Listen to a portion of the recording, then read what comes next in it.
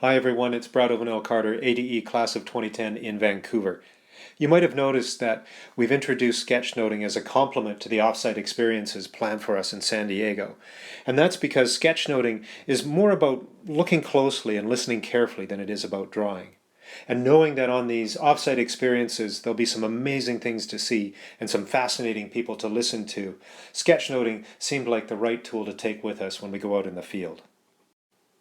Now, I've been sketchnoting for about 2 years, and come to think of it, the first sketchnotes I made and shared were at an Apple Leadership Summit back in 2012. And I was getting my sketchnote kit ready for San Diego, and Max Judd and Don Henderson asked if I'd make a little video sharing some of the things I've learned along the way. So here it is, some practical tips and some tricks. I hope these help you put your sketchnote kit ready for San Diego. Here's a very old sketch note I made. In fact, one of the sketch notes from that leadership summit I mentioned. This is Chip Heath talking about change management. Now, I've shared it with you for a couple of reasons. The first, I think the most important step in getting going in sketchnoting is that you need to get rid of that internal editor, the one that says, I can't draw, somebody else's picture is better than my picture, it'll never look right. The whole point of sketchnoting is, well, it's notes. It's not supposed to be a piece of art. It's supposed to help you remember and interpret what you saw, and they're very personal. Nobody else needs to understand this except you. The second reason is to show you that sketchnoting is a learned skill. This is what I was drawing like 2 years ago, and this is what my drawings look like today. So, how do we get from something that looks like this, the dreaded blank page, to something that looks like this? This is the second page of a sketchnote I was making at David Weinberger's keynote at Alan November's Building Learning Communities last year. Now, all sketchnotes, even a fairly complex one like this, really only have 5 elements on the page. There's text. You can see I'm using different fonts here and there. There are boxes or containers that hold text. There are lines and arrows. And there are these doodles, the things that make sketchnotes sketchy. I suppose that's not quite the right word, but I think you know what I mean. And lastly, there's layout or flow to the page. And it's not always obvious, but there has to be a bit of thinking about where you're going to put things. This one uses a bit of a narrative flow, and I've marked the order of the presentation with this red arrow. The first thing I want to do is move this title block up to the top of the page. So it looks like this. And the reason is, yes, I want to clear some space so I can draw. But already I'm starting to think about the layout of the page. Where am I going to put the first element of my drawing? Almost all presentations, movies, lectures, meetings come down to one of these 3 layouts. Most of the time, people are going to be speaking in a narrative. They're going to say, first this happened, and finally that happened. In which case, you want to think about laying out your page like this, where you start up here and finish somewhere down here, although sometimes it can go in a circle if you know it's fairly short. The other common one is short topics. This is not uncommon in a meeting, for example, when we have 3 agenda items to cover. So the first set of drawings will start here, the next one something like the middle of the page, and the last one there. And finally, if there's some brainstorming, some free thinking, you're just throwing down ideas or you're culling key points from a presentation, notes just get put anywhere on the page, and it doesn't really matter where you begin.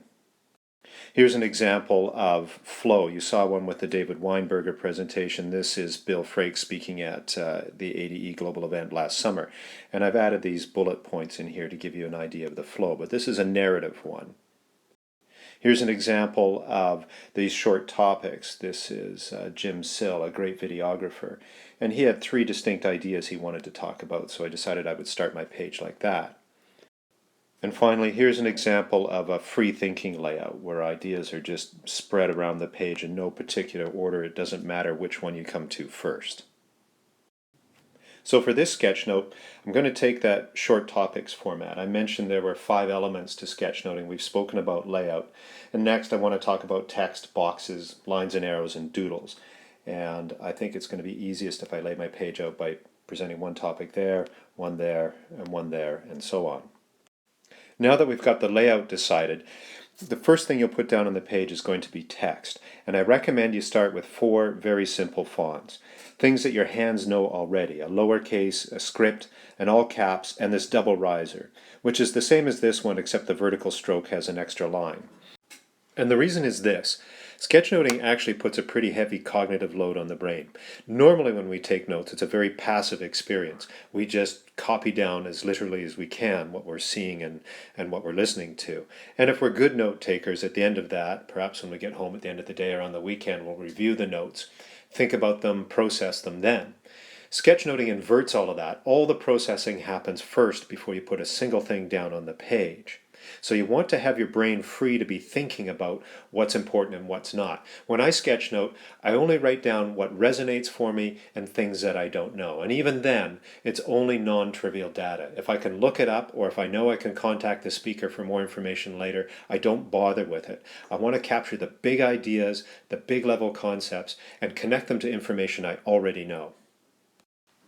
Something like this, for example, looks terrific, but it takes a fair bit of brain power to create, and while your brain is engaged in the drawing, you're not able to focus on what's going on in front of you. So if you want to do something like this, I recommend you leave space in your sketchnote to complete it later, or better still, do it in advance of your sketchnoting. So here are the 4 font faces at play, and a couple of things to note. One, you can use the change in fonts just to create some visual interest. The fonts themselves become something like drawings. And I'll change the font within a single sentence, here for example, where we switch from script to this all caps thing. And then you'll note that there's no sort of hierarchy on this page as there is in typical note taking, where we have maybe A.1, A.1.A. That the way you use fonts helps you show emphasis. I use all caps to draw my eye to the page. You can see this word trivial pulls my eye in the middle of all of this script here. And I use this double riser thing for really big ideas that I want to take away. This idea of crap detection connected to some work I was doing at my school.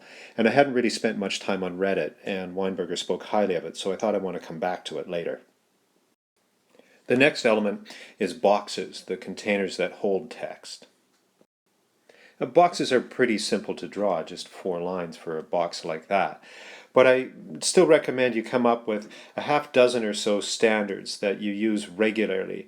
And that's because the box itself can convey information aside from the words that are inside it.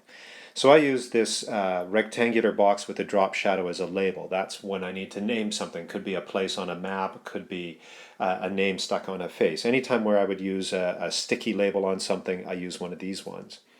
I have this cloud thing that I use for questions and uncertainties. That might be something I need to follow up with on the speaker. It might be something that I didn't quite capture and need to do some more investigating with, or a line of inquiry that I want to pursue when I get back to work. And kind of the opposite thing, I use this fireworks or starburst pattern for challenging ideas, things that I thought were provocative, or maybe I need to go and challenge the speaker with afterwards. I have a bullet. These are handy for marking out sequence or key points. A speech bubble. We'll talk a little bit more about those when we come to the doodle section of this. And finally, something to make a sidebar. If you have a little side note that you don't want to have the drawings cluttering up your main illustration, these are handy to have. They're all quick to draw. I don't have to think about them. They become kind of a grammar or standard that I can use to help add meaning to my drawings. Oh, and just a quick note about color. Generally it doesn't matter, but there are a couple of places where I use colors consistently. And one of them is in these labels. I always make them yellow. That's just an arbitrary choice, but it allows me when I scan through to look for these yellow boxes and know that I'm looking for names of people and places. And these purple bullets, I don't know why I use purple either, but I very rarely use it in my other drawings. And again, when I come back to my notes, I can scan through and find the key points. And finally, these two here. I like gray because it's kind of fuzzy and neutral. It's leaving things open. And these fireworks or starburst things here, I always color in some kind of hot orange or pink or something like that, again, to help them jump off the page. Here are some sample boxes. This is from Nancy Duarte's keynote at ADE Global last year. Here's a label. Probably need it because I'm not sure you'd recognize Nancy from my sketch note. I've put all of this stuff in one of those sidebar boxes. This is where I hold the title of the event. And I use a little speech bubble to have Nancy tell us a little bit about what she's about. You can see some bullets here that show a sequence of ideas, and a little fireworks thing to highlight some ideas. You can also create a box just by simply drawing a line on one side and using the outside edge of the page. I use this a lot to create a footer that can contain information, the title of the presentation or the location where it occurred. The next element is lines and arrows. These kinds of things are fine, but they tend to get lost on the page. So I recommend that when you're drawing a line, you give them some kind of embellishment, something that makes them stand out. In any case, lines do two things. One, they separate things. We might want to put some information off to the side.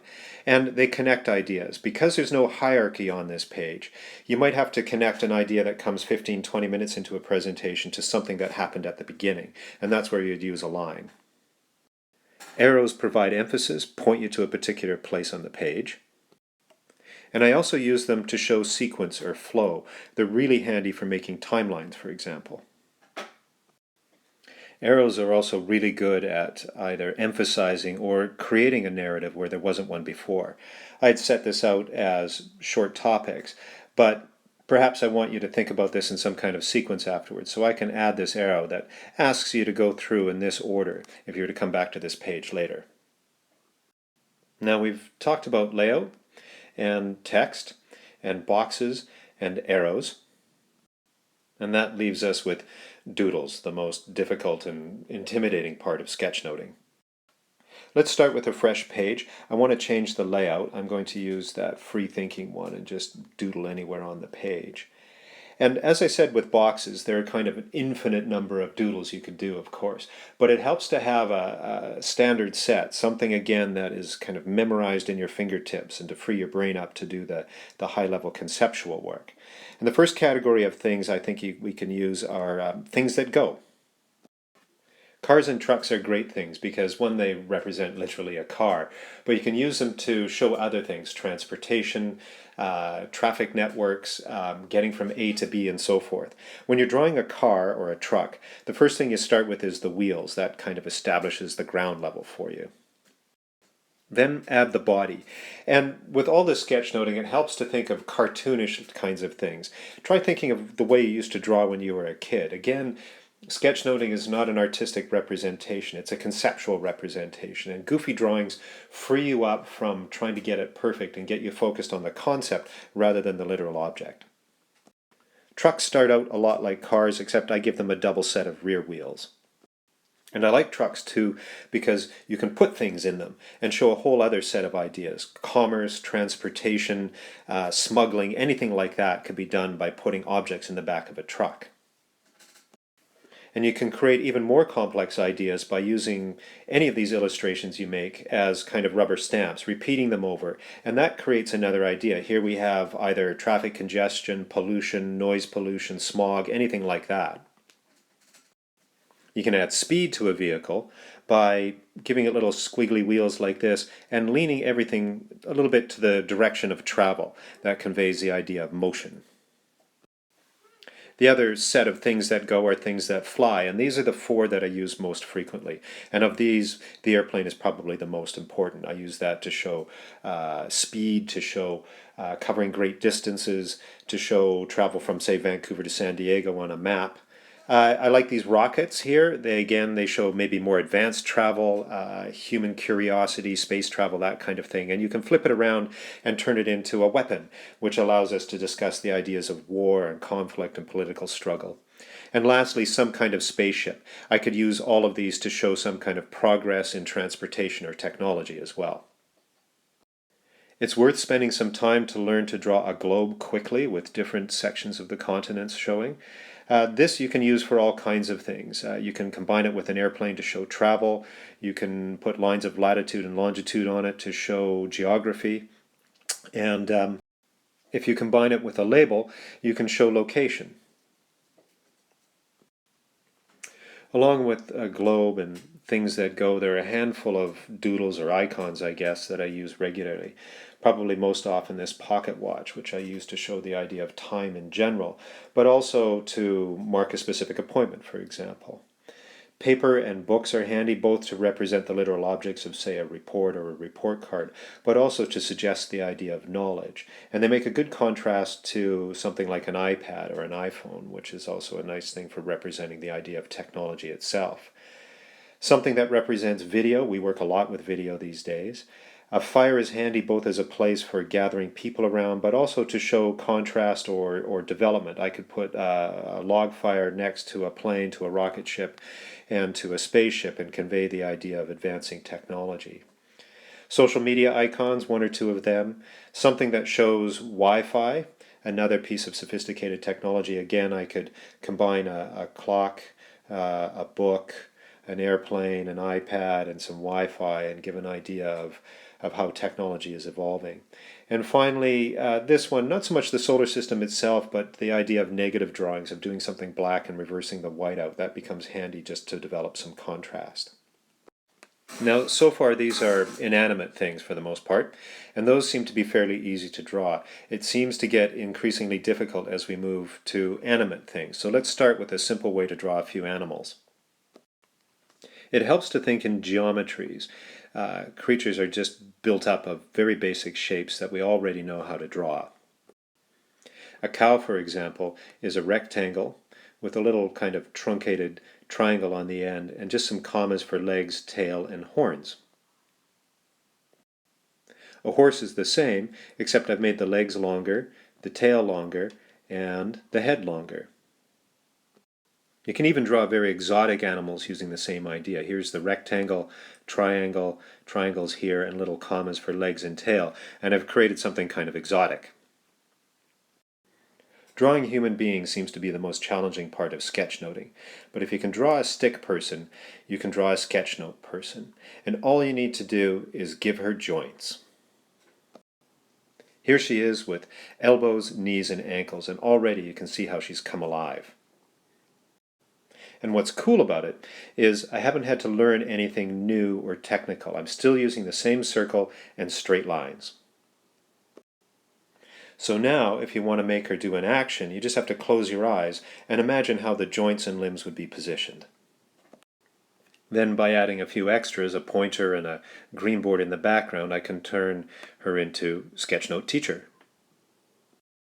So we had Sketchnote Teacher, here's Sketchnote Chef. And you can create all kinds of professions just by adding a few little extras, like the chef's toque, a knife, and a frying pan. And that not only conveys the idea of chef, but we could use that same illustration to show the idea of food or cuisine or something like that. When you feel comfortable drawing stick people, you can try on this and give them some clothes and a little depth and color to add some more interest to your sketch notes. I like these so-called star people as well because I can use them to quickly draw a crowd. Something like this or this is great to show an individual character or the idea of teaching. But when you want to draw a crowd quickly, star people are the way to go. Finally, you can develop some kind of signature character or style. I call these guys my Gumby people, and I like them a lot because they're super bendy and I can make them do all kinds of things. And it's fun, too. One of the things I love about the Sketchnote community is that people develop a signature style or character for themselves. This is my letter of introduction to Matthias Vestergaard, another Sketchnote artist I met online. One last word of advice, keep a couple of pages for sketching. Now, most of the ideas here are too complex to show up in a sketch note. They just take too long to draw. But in playing around on these pages, I can come up with ideas that I can use. Here, for example, are the labels that I like to use now. And this fellow here was a character I saw in an art magazine, and I copied down as faithfully as I could, and he eventually became my Gumby people. This is also a good place to work on getting rid of that internal editor. One of the things I like to do is draw things that don't exist, and that way nobody can tell me whether or not my drawing is a good one. Like, what on earth is dinosaur love? I have no idea. And this one, I swore I overheard somebody walking down the street saying they were looking for a bouquet of pandas. I'm sure they weren't, but I thought I'd draw it, and who can tell me that that's not what it looks like? And this one was a challenge from Rashan Richards at South by Southwest last March, where he asked people to draw a duck with a green scarf skipping a rope. So here, in brief summary, are all the elements of a sketch note: layout, text, boxes, lines and arrows, and the Sketchnote doodles. I hope that gives you some material to work with to get yourself ready for San Diego. Really looking forward to seeing everyone there. I'll also be around Monday morning for part of our masterclass Monday, and around for some drop-in labs when we're there. All the best.